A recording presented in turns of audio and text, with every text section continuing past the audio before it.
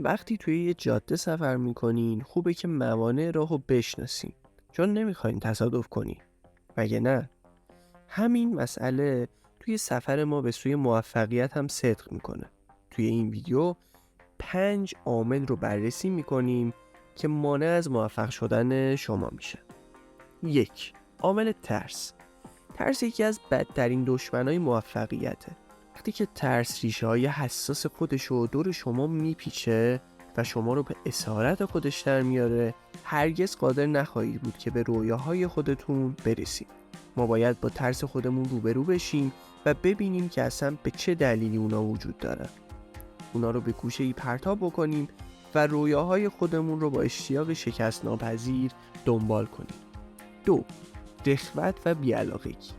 بی پرده بگم، اون چیزی که بسیاری از افراد رو از موفقیت باز می‌داره عدم داشتن انرژی و انجام کاریه که باعث حرکت به سطح بعدی میشه.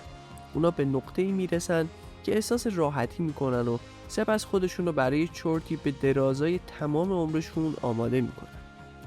3. نداشتن پشتکار. موفقیت توی تیزترین کنج یا شیبدارترین تپه است. پشتکار داشته باشین، ادامه بدید، یک تپه دیگه، یک گنج دیگه. بدبینی. نکته اینجاست که میتونید به هر چیزی که باور دارید برسید. از خودتون بپرسید که چه نوع افکاری رو با خودتون حمل میکنید. آیا خوشبین هستین یا بدبین؟ اگه باور ندارین که میتونید برسید، پس نخواهید تونست. 5.